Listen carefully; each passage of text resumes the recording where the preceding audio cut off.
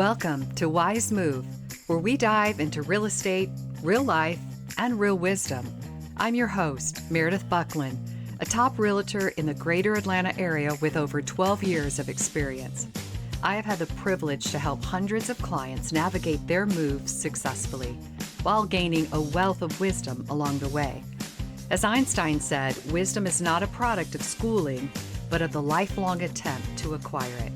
So join me as I connect with clients, colleagues, and industry experts to discuss market trends, share valuable advice, along with real-life stories that can help make every move a wise move.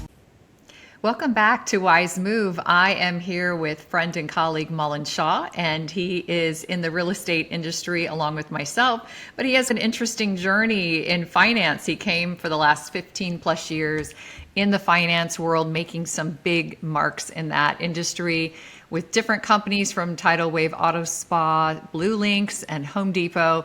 And now is adding the tool belt is real estate. So I want to dive in today and get his story and find out how things are going in the world of real estate for him and his journey there. Welcome, Maulin. Thank you so much for having me. I appreciate it. Yeah, I'm so glad to have you on the podcast today. So I'm going to dive in because you have an interesting pathway to real estate, which includes a kind of deep world of finance. And I would love for you just to give a background of that and all of that experience that you've had there. Yeah, so finance has led me to a lot of great opportunities. Like you mentioned in the opening statement, I currently work at Tidal Wave Auto Spa and working with the team there in car wash industry, looking at numbers, finance things there, looking at how much revenue we're making there. All the stuff in finance is usually transferable skills from car wash to Home Depot to any Sherwin-Williams where I worked at before. So all the skill sets are transferable, like the budgeting, the forecasting, and that kind of plays into how real estate works, right? Like when you have to forecast what the market's doing today, what the rates are looking at today, tomorrow, they're always changing. So to be nimble, to look at all the variables and say, hey, here's all the pieces together today, here are your best 2-3 options today. I think that's what allows me to flourish in this industry, given that I have that background. Yeah, that's a really great background, especially for real estate. And you've done some remarkable things in that finance journey, both with your support of Home Depot and 1,800 plus stores that they have. What first led you into finance? Have you always been just enamored by numbers since you were little, or what sparked that interest? Yeah, that's a good question. Yeah, ever since I was little, my father is an accountant, and to me it seemed boring. It seemed you look at things that are already done, so I kind of say it's backwards. Not looking it's backwards, you're doing reclasses and doing entries, whereas I think finance is more forward, and I think you're looking at what's projections, right? So you're looking at those things. So I think that's what really helped me pick that field of finance, and then always being enamored by the stock market and the closing bell and what does that mean and how do you invest money. And I think those kind of attributes and traits led me to, hey, I think I want to pursue something in finance. So yeah, I've always been a number guy. I think I look at Excel spreadsheet, I think that's my Nintendo. So yeah, it's been really a neat journey being in finance and being able to use like an octopus, use tentacles everywhere in different industries. Yeah, that is so helpful because often we're in the details, we're in the numbers, but not all of us have finance backgrounds, so we don't bring that kind of visual ability just to look at it and see it all makes sense. We're relying on lenders or we're relying on other expert sources. So you certainly bring that to the table. Anything interesting that you could share in that finance world, especially maybe even in your Home Depot background, because that's such a diverse industry with home and all that goes into it. So anything that you gained from that experience or that you're proud of the accomplishments there Just working with different merchants, right? When you work with different merchants in that industry of Home Depot, you got an HVAC merchant, you got a water heater merchant. So when I walk into houses, I know everyone's looking at the cabinet colors and the granite. I'm looking at what kind of stone is it? What kind of paint did they have here? Has the HVAC been replaced or inspected? Those are the things as a real estate agent I'm looking at. As you guys, as individual looking at the glamour, the chandeliers, I'm looking at, is it sturdy? How does that wiring look like? So those are the kind of things I'm looking at. Given that Home Depot has given me those lenses to look at.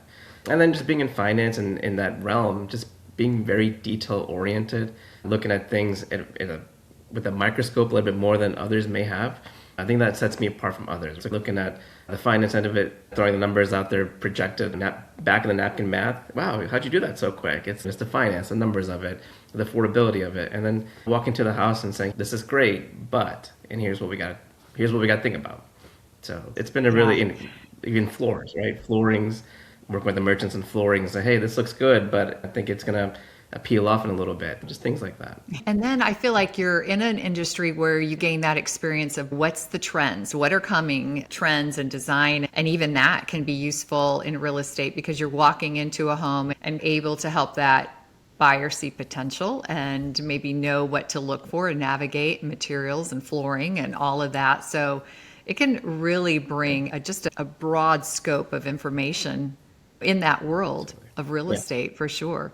I was gonna say, having worked at Home Depot, I think one of the things I do is I bleed orange. So every time we get to a closing table, they'll always expect an orange Home Depot gift card, right? That's one of the gifts, the perks that I present to everybody. So I think that's always like a cool thing that have that orange pride. So I kind of always present that to them. So I think they always get a chuckle out of it as we talk about our journeys and what led to our careers today and where we are in the past and the future. So it's always a cool thing to reflect back on. Yeah, certainly. And it laid the groundwork in your finance world. It gave you a lot of perspective as you've come to real estate.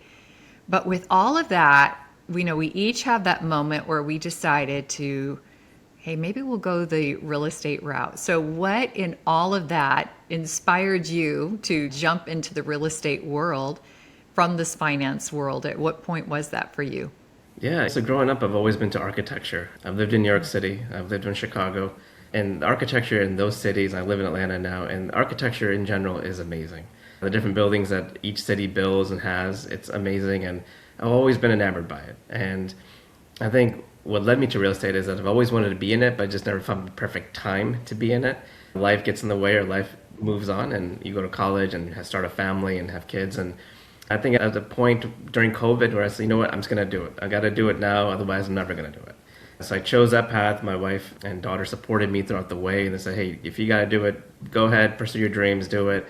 We'll be behind your back all the way. So I think that was I wanted to do it, but then they supported me, so I think that was like, all right, I'm hitting the gas. So I really hit the gas there, and since then I've been blessed to do many sales of late. This past quarter was really good. Just been happy to do that, and just love real estate in general. I wish I could do it full time. That is the eventual goal, but for now, it is a wonderful pursuit so far. Yeah. And you talked about jumping in COVID. So you jumped in at a very interesting time. What part of COVID did you come in at? Did you come in when everything was shut down, or did you come in as the boom was happening after? Where was your journey into that? Yeah, I wish I came in during the boom. I came in probably towards the later end of it, but I know it was wild. I know houses were flying off the market, and the rates were at 2%. I know folks were waiving inspections and appraisals and bidding wars. That would have been electric to be part of, just to not experience only, but just to, wow, it's kind of once in a lifetime phenomenon, hopefully, COVID and the whole barrage of things happening. That would have been an interesting time, and I think probably I would have had to go on full time if I had went that route. But I think I came in towards later of it, so everything has normalized now, so it's back to normal. But hopefully the government does reduce rates and folks come out and want to go after more homes and more inventory pops up. So hopefully, I think we're getting there slowly. It just takes a matter of time. Yeah, and you mentioned a good point. It would have been fun to be part of the electricity of all of that. And I've been an agent for about 12, 13 years, and so I've seen different life cycles of it. But in some ways, if you had come in and that was your first taste of real estate, it almost would have set this unrealistic expectation that I just put a sign in the yard and I have 50 offers and that's just how it goes. And so that was a little challenging, I think, if anyone was coming in right at that period, just in the perspective that this isn't reality and this is a once in a moment, maybe, time frame. So that coming in after that, though, is probably you're getting a taste of more of the ebbs and flows that we have. You've seen some good times and it's also some slow times, but that's a different, it's not always our experience to pop in and be able to pop that sign out there and almost feel like we didn't have to do much at all to get a transaction sold. But you also touched on another point, and the fact is that most agents come into this business needing to have a kind of a base job just to make it. So it's not uncommon for many of us to come into this real estate world and keep our current job and try to add this new element of real estate and gain the confidence of our buyers and sellers that we're all in, and gain the confidence of our current employee that we're all in there. But carrying two jobs like that can be challenging. Maulin, how have you personally navigated that just in your job, at home, and life, and all of that together? What has been your way forward in that? Yeah, so I think a lot of it is calendars. I'm a big calendar guy, but big time management guy. And I think you kind of have to be with many jobs, right? Working a 9 to 5, I think you have to be present there, right? You want to be 100% there at 9 to 5. And then real estate's more, in my opinion, for the moment, it's more of a weekend business or an evening business. And I say that because a lot of clients, a lot of potentials are saying, hey, I'm also working, so I can only see a house after 5 o'clock, or hey, on the weekends, I'm more free, so can we go see a home? So that allows me to have that flexibility, right? So to be present 100% 9 to 5, Monday through Friday, and then 5 o'clock or 6 o'clock onwards, beating a line of traffic, and then going to see a home, right? To see a home or two. In the summertime, we can probably see more because the sun stays out longer. I think that allows me to do that. And then the weekends, right? So just having that time management, talking to family, the work-life balance there, right? If we have my daughter's dance recital or we have her swimming classes, I'm scheduling homes or tours after that. And I think my clients understand that. I think they want to see potentially someone who's a family-oriented person that cares not only about his family, but also their family, right? So if they have needs, they have children as well. Making sure everybody blocks time and has that 2 hour window where we see whatever we can. And I try to make my home tours where we're clustered into a group, right? So if we're going to look at Suwannee, we're going to look at all homes in Suwannee that one day, or we're going to look at all homes in Duluth, or wherever we are. We make it scheduled for everybody. And then big on calendars. Anytime I have a tour, I'm like putting on the calendar, sending it, making sure it's not conflicting with my home life or work life for that matter. So just making sure everyone is well aware of where I'm at, what I'm doing, and just staying 100% present where you are. If you're going to show home, you're 100% present at that home tour, not thinking about work or not thinking about family for that moment, and you're just dividing your time into different pieces. Yeah, and it's often challenging to try to do that. Do you use any sort of system or process to keep yourself organized within that day? I know you said calendar, but is there like a specific app or tool that you like, or how do you process your day and your work? Yeah. Yeah, it's usually just an Apple iCalendar. Nothing fancy. I think the more apps I get, the more I'm like, wait, which app do I have to go to now? So just keep everyone consistent on the iPhone calendar. I used to have a little on the refrigerator, like a Monday through Friday. Here's my schedule from 8 to 5. I felt like I was using it, no one else was reading it. So I'm like, we're always on our phones, so might as well just use our phones to let people know where I'm at. Yeah. And I love the fact that you talk about like even balancing your home and work life and within that. So tell me a little bit about your family, Maulin, and all of that journey with real estate with them. How has that been for the entire family? Yeah, it's been good. My wife, we've been married for about 11 years now, and she's fully supportive of everything that I want to do and can do. And she's always like, go get them. And just a cheerleader, right? Cheerleader for me and the family. And even my daughter, who's 5, she's all about, I'm like, hey, Dad's got to go do an open house. Oh, Dad, another open house. Let me come with you. So she'll sometimes tag along, and she'll be like, oh, where are all your friends at? And I'm like, oh, it's an open house, and people come to the house to see it. It's neat to check that out and see their expressions and them seeing me do different roles. When I do finance, I'm working in the day job. And then when I do real estate, they're like, wow, this is so cool. This is fun. You're in a big house and things like that. So allowing her to see that you can have many roles and do different things within your realm of jobs, I think that's great. You want to have different tentacles to do different things. Allowing her to see that the dad can be many things is great. And that allows her to say that she can be many things when she grows up too. But the whole family's been supportive. They love hearing about my journey of, oh, I met this client, here's what they said, here's what they like. And then my wife will go on Zillow or Redfin or wherever. She'll, hey, how about this house for your client? So she's also pseudo helping me out as well. So it's a full family business at that point. So it's cool. Yeah, I think it becomes intriguing to everybody, right? Because the journey of real estate is so interesting. Every different client has a different need and different area of interest, and homes we're all interested in. And even if we're not in the market to buy, we're interested in seeing what's out there, what what's available and dreaming for the next home. So it's fun even to do that a little bit within your family and invite them along. And that's the beauty of real estate, right, Maulin, is you can bring them to the open house. You can have them jump into the discussions of your work because it's something that's very relevant to them and of interest. Yeah, That can be a great absolutely. aspect for an agent to pull their family in or have that kind of connection through real estate. Yeah, absolutely. We're looking for homes as well, and so to tour homes together, open doors, and check it out. They have so much fun. My daughter loves going to the basements and just saying, "Wow, look at that theater." So, they love that too. So it's fun. Yeah. I love that. And it gives you a different perspective, right? So as you see the real estate through the eyes of your wife or through the eyes of your child, it can help you even as you navigate a client. Like Absolutely. what maybe is the wife or mom or female, what are they tending to gravitate towards, and the children, Yeah, and what are some of the things that might be a good thing to point out or notice about that house that might be of interest to the different age groups and the different clients that you're going to take through. So I think that's just the fun absolutely. part of having this and sharing it with your family. So Mullen, Absolutely, 100%. tell me a little bit about how you are finding the market currently. You said you've had a great quarter this last quarter. Tell me just a little bit about 2025 because it's been a little bit of a roller coaster in the real estate industry and everyone's always curious. So how have you been with your clients, the market in Sewanee, Duluth? What are you seeing? And Sure. just share with us if you can. Yeah, to start 2025, it was a bit slow. I think it was just unpredictability where the rates are going to be. And I hate talking about rates because I think there's always people buying, but rates are a big chunk of why people buy and don't buy in today's market, right? There's going to be those that buy regardless, but for those common folks like us, they're going to be like, hey, what's the rate look at? What's my mortgage payment? And they think of their financial situations, right? When jobs are up and down, I think people need that's important.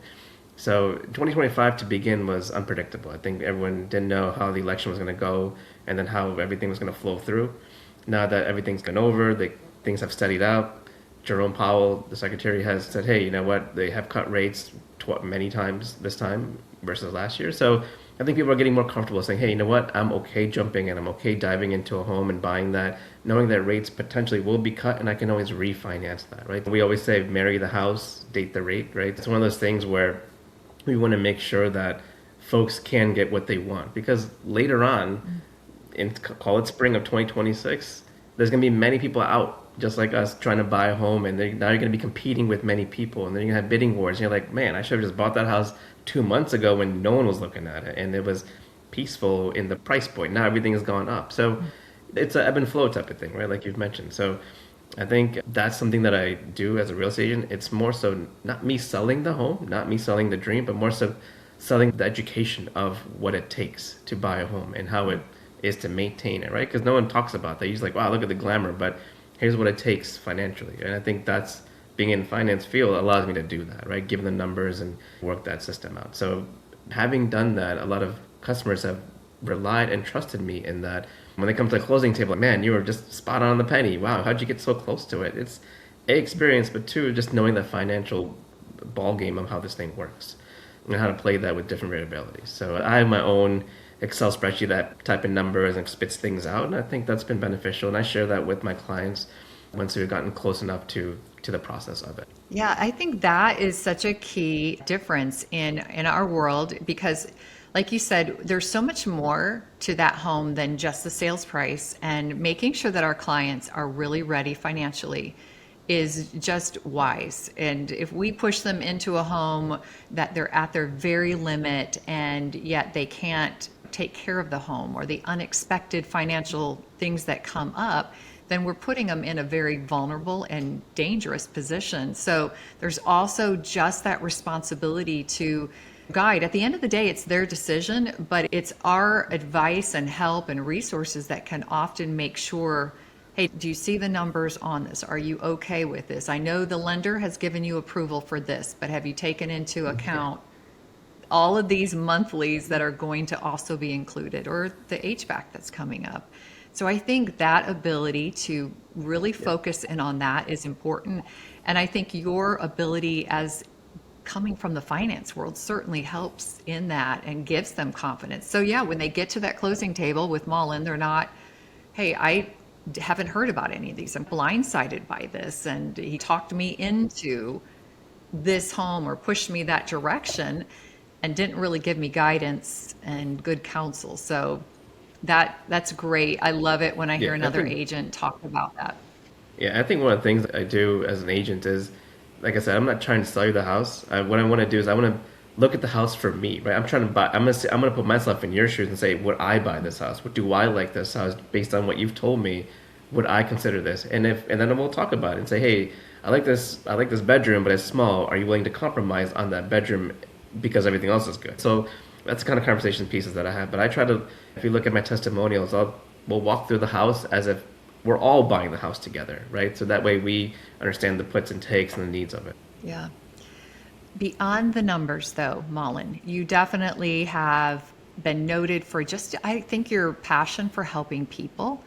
And I would just love to tap that conversation a little bit. Why helping people in the real estate world? And beyond that, what leads you and keeps that passion fueled and going forward?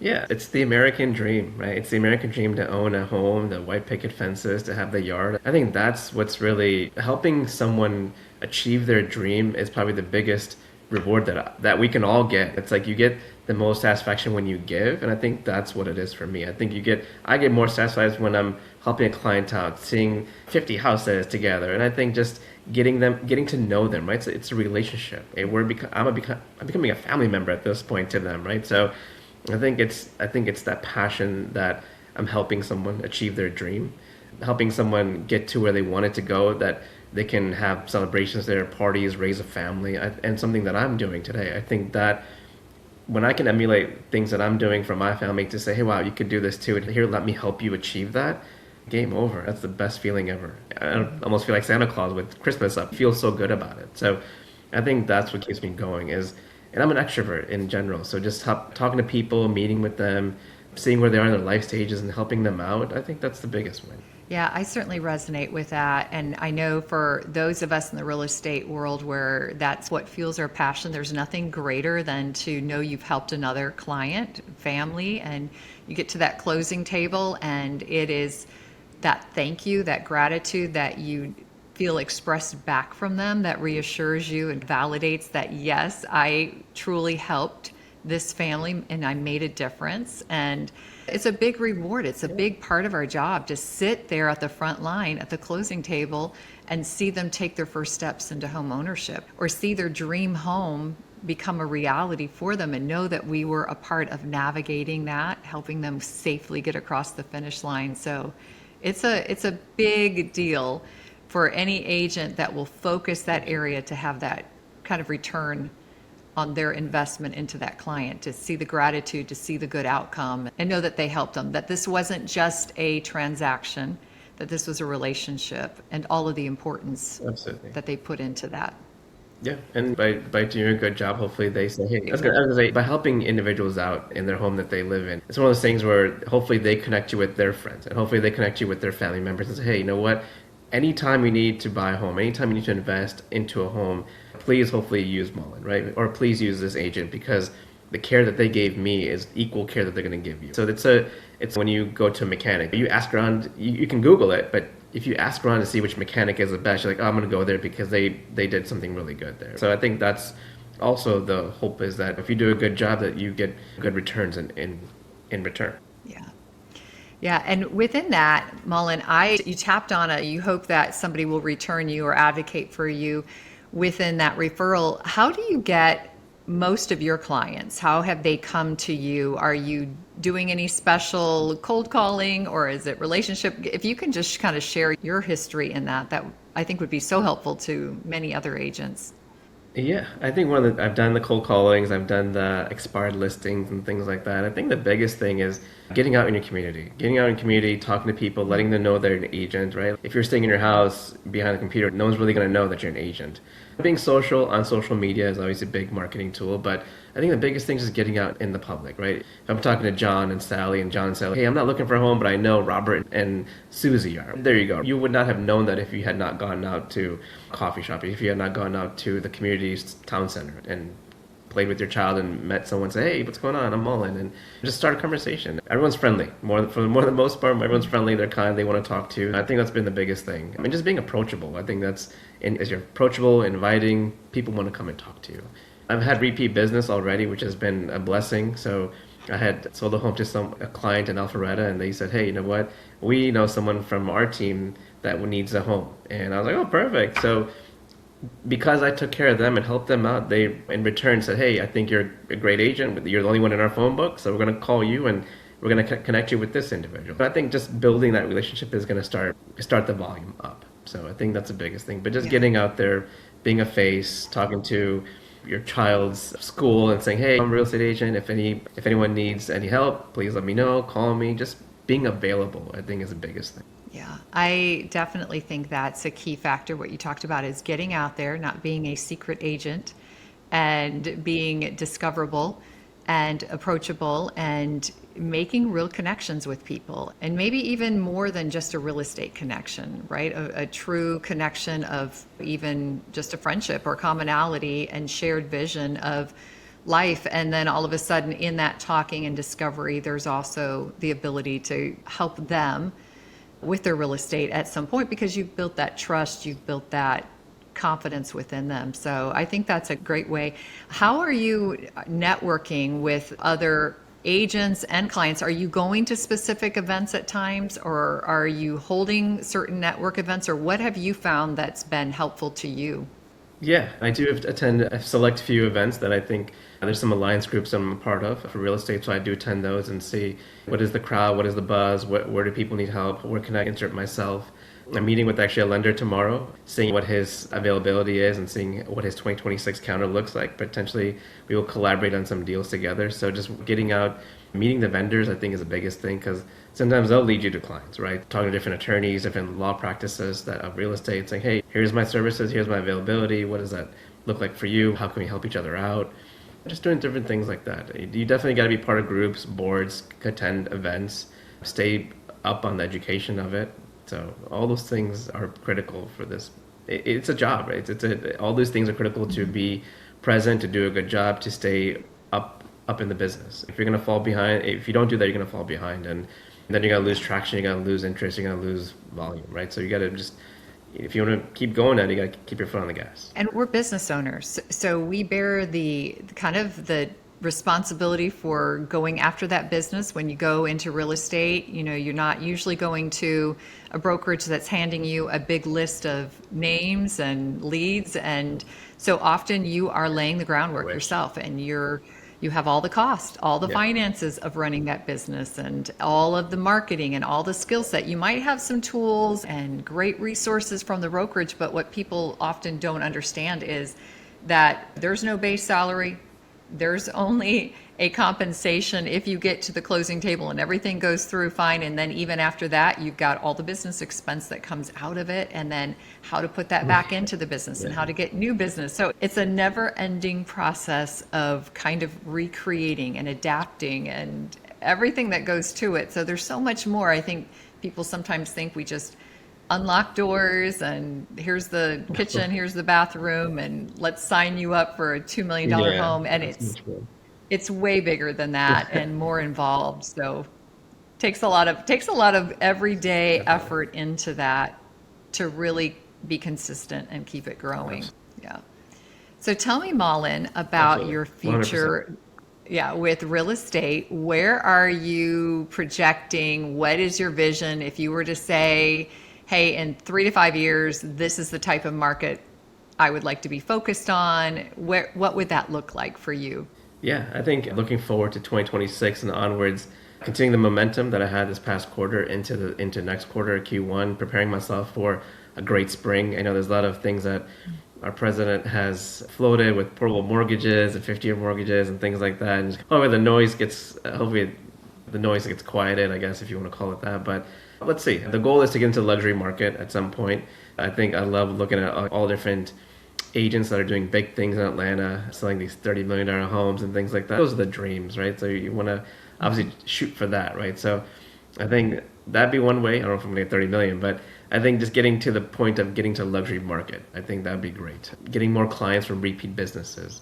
And then really hitting hard, seeing what worked in 2025 and double downing on that for 2026 in marketing and going out to different groups and saying, hey, this group tested 4 of these out. These 2 really work. Let's expand there. I'm a proud sponsor of my daughter's school as an exclusive real estate agent there. Was able to capitalize on that right away. And even in my own ethnic community, I was able to be exclusive realtor there. And by doing those things, by having that exclusivity, allowed me to be the only one there. And having to negotiate that and having to drive that, I think that really helped me get to where I am today. And I think if I do more of that, I think that lead generation will come to me. So I think that will be critical for me in 2026 and onwards. Yeah.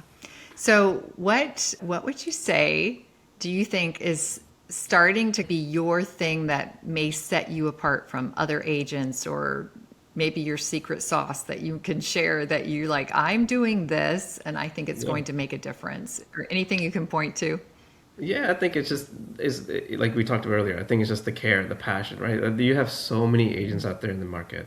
Some might just say, you know what, I'm just gonna open the door and sell you this house. If you don't like it, fine. If you like it, great. So I think for me, it's taking that time, understanding them, getting personal with them, really understanding their story. How can I relate to them? How can I really parlay into what they are really desiring to do? And then really just driving home that, hey, I can help you out here. Let's look at this in a different angle. Let's look at the numbers, which is one aspect, but let's look at this community or this city might be better for you in terms of what you're looking for in terms of proximity to grocery stores or whatnot. And everyone looks at that stuff. People may talk about it, but actually have maps and show them like, here's what you can do. Here's this traffic light that's going to take 10 minutes. So do you really want to sit this traffic light for 10 minutes? It's one way on this street. Oh, your commute to work is going to be this long. So those are extra things that we do, right? That's not just, for me to open a door is the standard, but for me to think outside the box and say, hey, you want to be here, your commute is X, you get to work at this time. What does that all look like? Does that help you? So all those different out-of-box ideas or thinkings is really going to help drive their decision. And I think that's what I really want to drive to them. Yeah, no, that's some great information there. I think going a little bit deeper and not just stopping short, not coming prepared as you're showing a home, to traffic patterns, to locations that might be useful to them to work and to their church or other things that are important places they need to go to. So I think that's fantastic advice and help and assistance within that. Is there a particular market or area that you are trying to focus in, or how broad are you going with your business? Yeah, I think the easy answer is we do all of it, or all of the state, right? But I do focusing primarily on North Atlanta, right? So North Gwinnett area. I like that area. I live in it, so I know the community more. And when I know the community more, I can talk to it more easily, right? So I can say, hey, this community does X. This community doesn't have an HOA, right? So I can talk to different angles, different perspectives. Hey, these restaurants are really great. Go here. I don't know much about that one, but this one is really good, right? So I can talk to that. If I go somewhere in Fayetteville or Douglasville, I would love to service that, but I may not know much about it. Now, I may know as much as via Google or other sources, but if I can focus primarily on North Gwinnett, I think that is going to be my bread and butter. Alpharetta, Johns Creek, Sewanee, Brazelton, all these different areas of North Gwinnett, I would love to help anyone and everyone in those areas. Yeah, it's nice, isn't it, to focus in, because Atlanta is so broad. We could go any direction and it really keeps going out, but to actually be an expert in an area as well just gives us confidence that we can talk about the different areas and aspects of that. So it is great to be able to at least focus on and market to and really become the expert in that. And as you talked about too, getting into your daughter's school or getting into your community background and all of that, to be the exclusive agent or the recognized agent in that area is also very, very important within that. What would you say, Maulin, as we wrap up today, if you were to give advice to other agents who are just coming on, because you've been through this just for a few years yourself, what would you say to them that maybe you wish you had known, or maybe you now know that you think would be very helpful to a new agent? Yeah, absolutely. Number one is that I am lucky and blessed to have a team that cares about me, but also the team that I can talk to at any time. And this team that we formed was via class. And I mean that by I was taking these real estate classes, to the continuing education classes. I reached out to the guys that sat to my left and right and said, hey, let's team up, let's collaborate, let's chat about real estate. So we have a chat that we only talk about real estate. And I'm like, hey, did you fill out this form? What does this form look like? Or, hey, what did you put on this side of this form? Things like that, where you can easily collaborate, talk to others. So all that to say, find folks that you can collaborate with, find a mentor that can help and guide you.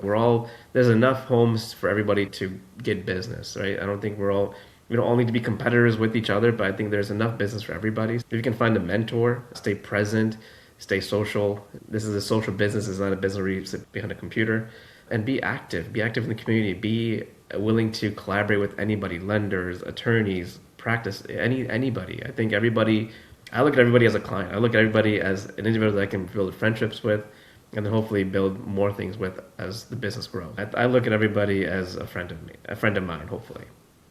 Yeah, I think what you talked about, being active, not being a secret agent, getting out there and having good processes in place, because you've had to do it to balance two career paths, and at some point when it merges into one, you're going to be that much further ahead because you have kept organized and on top of the details. But then I think just getting out there and tapping into all the resources of what you can learn from a local lender or a local community expert, and then meeting people within that. And all of that is a very important groundwork that I think we as agents need to lay and continue to build on. So I think that is probably a really big key, or will be key, for taking you even further in your real estate endeavors. Maybe it'll be the $30 million home, but maybe it'll just be those consistent clients that you're building on, and we all have that big dream home. But you certainly sounds like you're laying really good groundwork for the future.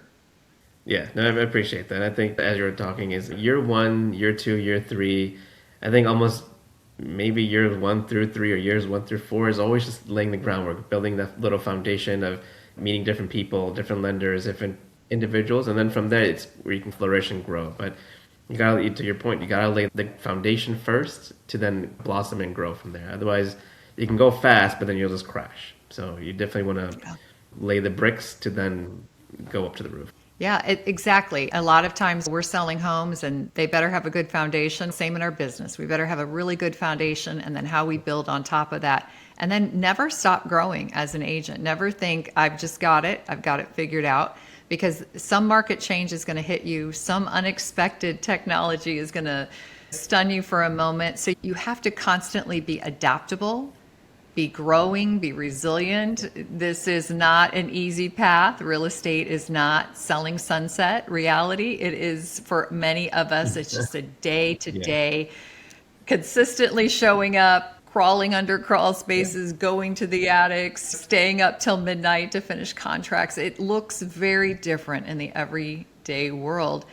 And it also is fast changing and rapidly changing, and things are coming at us that we're navigating with the markets and the economy and political, and just all of that together can be a roller coaster of emotions and processes. So I think all of that just helps us to go, okay, we're going to have to be resilient, we're going to have to be adaptable, and we can never get to that point where we think we've arrived, we've got all the knowledge. We can always learn from one another. So I can pick up a conversation with an agent who's coming in after 2 to 3 years and learn something. I can talk to an agent who's been in it 20, 30 years and learn something. And when we stop, or we think we're now the expert, that's when I think we're going to hit a hard reality of, nope, we don't have it all, and something's going to change that. So I really loved spending time with you, Maulin, and hearing your energy and passion for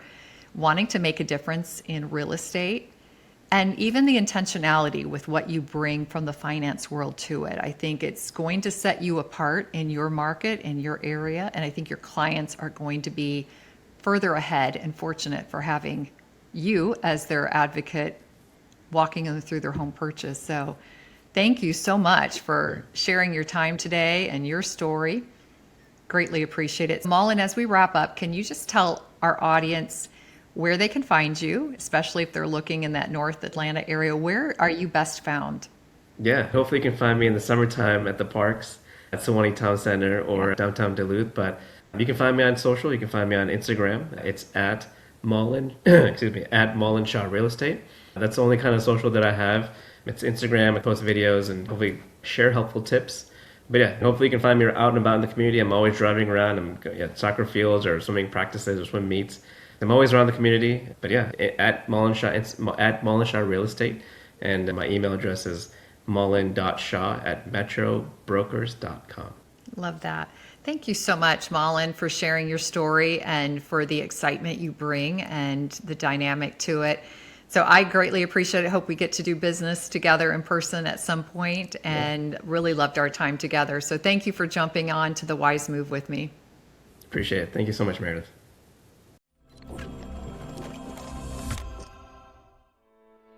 Thank you for tuning in to Wise Move. I hope today's episode provided you with the tools and insights you need to confidently navigate your real estate, community, and life journey. Don't forget to subscribe, leave a review, and please share this podcast with friends and family who are making their own moves. Stay connected for more real estate insights, and remember, every great move starts with a wise move.